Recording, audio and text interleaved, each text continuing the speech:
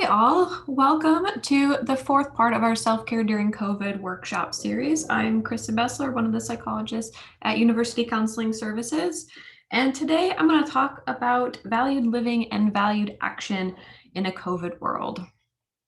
So just a quick disclaimer before we get started for today. If you've seen any of our other workshops, very similar.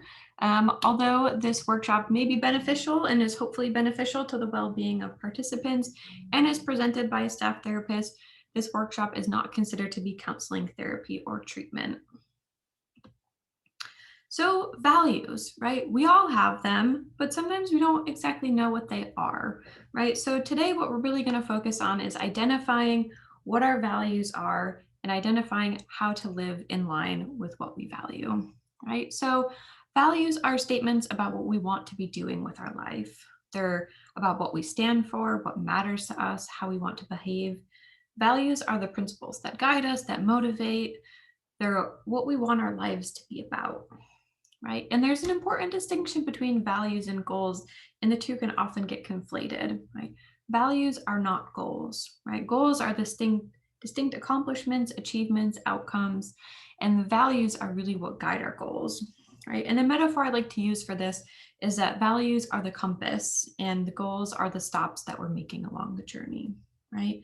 So just as you can't achieve heading west, right? You can't achieve your values, right? But we can get from here in Eugene to the coast, right? And that would be a goal to make that accomplishment in heading west, right? Which is our value.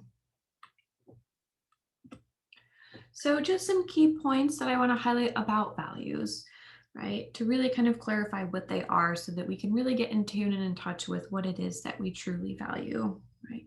So values are in the here and now, right? Again, they're the things that are guiding us on our journey, that are keeping us moving forward, right? And goals are in the future, right? They're outcomes, they're things that we hope to accomplish, right? It's important to note that values don't need to be justified. You don't have to prove that your values are okay. Whatever your values are okay, right? As long as they fit with you and they fit with what matters to you. Right? Values do often need to be prioritized, and that can be hard, right? There's often competing values at play, and this often comes up, especially when we're making difficult decisions in our world. Right? Values can shift and change over time, right? And so I say it's best to hold values lightly, right? Using what we value or what we identify as our values to be as flexible guides for moving in directions that we want our life to go, not rigid or restrictive rules that end up getting in our way. Right? And importantly, values are freely chosen. You get to choose what you value and what fits for you and what matters for you in your world. So valued living, right? Living is the action piece, right? The first part is identifying what matters, right? And the next part is taking action and actually living out those values, right? So valued living as a concept is living the life you want to live, right? It's focusing on what truly matters to you, where you find your purpose, what you find meaningful, and then acting in ways that are congruent with these values. So steps to valued living that we're going to talk about today is one, of course, is really identifying what our values are, right? The next is creating plans and goals for how we want to act in line with our values. Important to be aware of what might get in the way of living in line with these values and figuring out ways to address some of these potential barriers that could come up, right? And of course, the fourth is to act, right? To engage in life, engage in valued living. And we're going to talk a little bit about ways to do that. So like I mentioned, the first part is being able to identify and clarify our values, right? We all have values, and some of those values, when you ask the question, what are your values, might come quicker than others, right? Some might be more salient than others. And sometimes we really do need to take the time to truly understand what our personal values are, right? These are not the things that we should value, we're supposed to value, we should have to value, right? And they're not always the values that have been taught to us, that we've been raised with family or religion, culture, media. etc. Sometimes our true values might be different than some of the values we were raised with. And again, that's okay, right? Important that we're able to stop and pause and reflect and understand what we truly value, right? So, clarifying values is really about getting to the core of what guides you in life. Right? And like I mentioned, sometimes we don't always have the correct answer, the right answer, the fitting answer for us when that question comes up of what do you value, right? Oftentimes the responses are family, friends, school, right? But the reality is that's much more nuanced than that. So what I want you all to do now is maybe pause for a moment, right? And offer some different questions to reflect upon to really help narrow down and understand and tune into what your values are, right? So for the purposes of this recorded workshop, I'm going to go through these relatively quick, but I do encourage you to take a moment and pause the video at this point. And if you have a paper or notepad or notes on your phone and you want to just kind of jot down a couple of things that come up when you think about these questions, right? Deep down, what is important to you? What do you want your life to be about? What sort of person do you want to be? What kind of relationships do you want to build with yourself and others? Right? Where do you want to channel and focus your time and energy? Right? When you think about times that you've engaged in a valued behavior, what are the thoughts and emotions that occur before, during, and after? And what about when you engage in a behavior that doesn't fit with what you value, right? What are the thoughts and emotions that occur before, during, and after? And when you're thinking about this, notice if you're placing any evaluations or judgments on your values.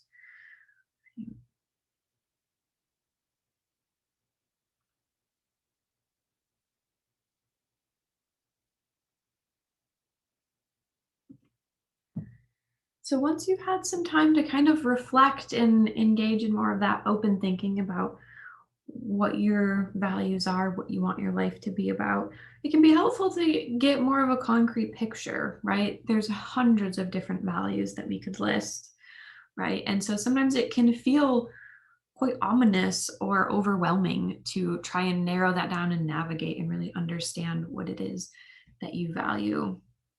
Right. So, one concrete way to really help kind of narrow this down is an exercise called value sorting. Right. And so, again, I'm going to go through this, and I do encourage you to pause and take a moment to toggle between this and this slide and really go through and sort out what your values are. Right. So, value sorting, what it involves is taking a look at a list of values, right? And this next slide has an incomplete list of values, right? And really going through that list and highlighting those values that are significant to you, right? So there's different ways you can rate your values. You could rate them on a 0 to 10 scale, right? You can also just rate them in a more broader scale of high importance, moderate importance, low importance, no importance. Again, this is not what you should value or what you think you should value, but really if you pause and reflect on your own experiences, your own internal experiences, what it is that you really do value, right? And then once you've been able to kind of categorize a little bit, we can look at asking yourself, like, how important is this value to you, right? How much energy are you consistently putting into these values? Right? I think important really to kind of look at the two ends, right? The high importance and the no importance, right? And considering what values are of high importance to you that you're putting a lot of your energy into, right? Those are likely the things that you feel pretty good about, pretty solid about, that when the energy input and the importance is similar, right? That often means that you're on the right track, right? And that's the same with things that are of low importance and low energy, right? If something doesn't matter to you that much personally, then not putting that much energy or effort into that makes sense, right?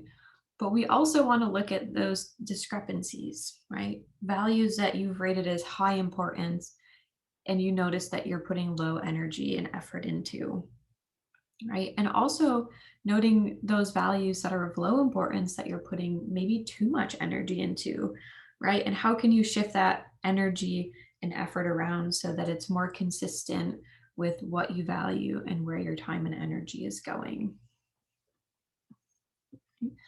And like I mentioned, this is an incomplete list of values to consider, right? But again, really looking through these, highlighting the ones that seem to fit with you, rating them from high importance to no importance or 0 to 10 scale, whatever makes sense with your brain and how you want to kind of conceptualize this, right? And again, an incomplete list, you're welcome. If you want to do a Google search, there's tons of values lists out there. Sometimes it can be helpful to actually print it out so you have a hard copy that you can go over and make notes on, right? But looking at this list, right, just taking a moment to notice what comes up for you, right? Again, like this is an incomplete list and yet there's a lot there, right? So take some time to slow down and check in with yourself. Right? And then once we've identified what we do value, what matters to us, where we want our energy to go, the next step, right, is then turning those values into goals. So, committed action is a term that's used related to that valued living, right? Committed action is values based action that occurs in a particular moment and is deliberately linked to serving your values, right?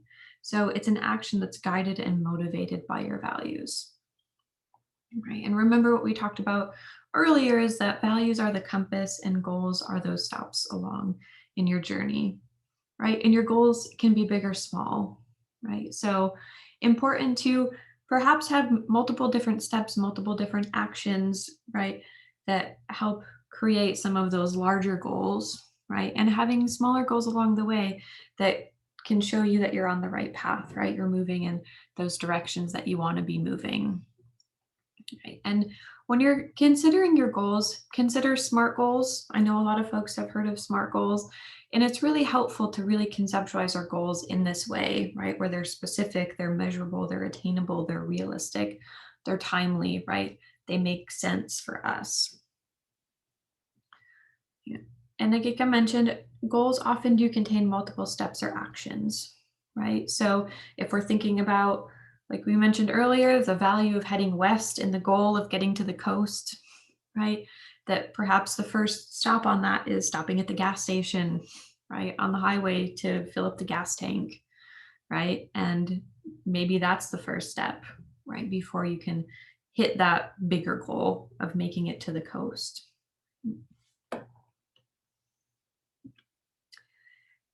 And this is something called a willingness and action plan, right? Which again, I encourage you to, if you're watching this, to pause it, right? To go back to this video over and over again, and however many times you need to really be able to articulate for yourself what your goals are, how you're going to get there, right? And so this willingness and action plan is a great way to really detail what you're going to do, what you value, and how to make it happen, right? So it's identifying that specific goal, identifying what those values are that are underlying that goal, identifying what actions are needed to achieve that goal, right? Identifying what, again, what could get in your way, right? What are some of those challenging thoughts, feelings, sensations, urges that you need to be willing to make room for to help get you to your goals and to help you live in line with your values, right?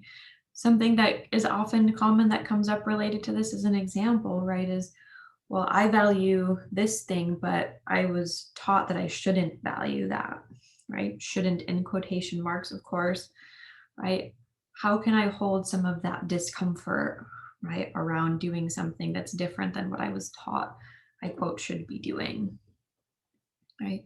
Noticing what might get in the way and how you will address it. Sometimes it is these thoughts, feelings, sensations, urges that are difficult, right? Sometimes it's more logistic things that could get in the way, right? Sometimes it's just our way of talking ourselves out of things that could get in the way, right? And then writing down helpful reminders to help get you to your goal, right? Things you can tell yourself during moments that are more difficult. Figuring out ways to break down your goal into smaller steps. I always like to say if you're not getting started, the first step is too big. Right? So being really able to step back and figure out what is the smallest next step I can take that's going to help me move more toward my values. And importantly, committing, right? That committed action. What day, time, date are you going to take that first step? And really commit yourself to that. And if it doesn't happen, then it's time to pause and go back to these earlier questions, right? What's getting in your way, right? And how can you make room for some of those difficult thoughts, feelings, emotions?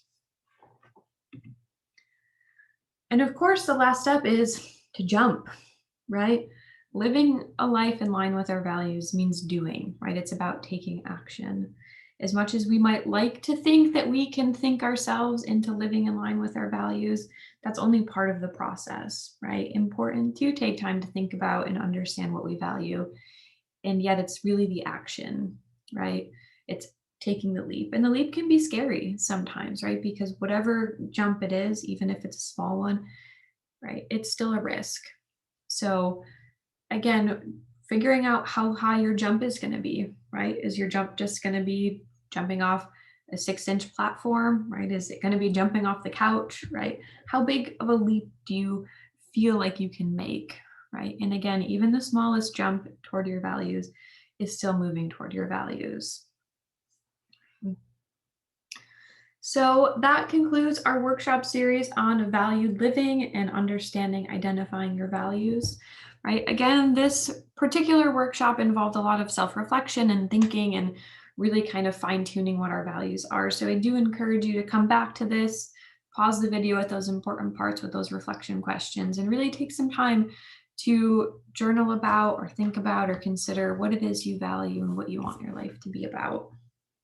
All right, and moving forward, we'll have videos up at some point for all of these different workshop series. So feel free to tune back in for any ones that might be helpful for you moving forward.